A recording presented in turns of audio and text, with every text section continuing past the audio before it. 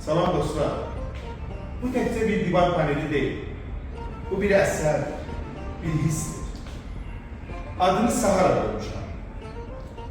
Sahara, səhrada küləyin yaratdığı qum təpəciklərini mənə xatırladır.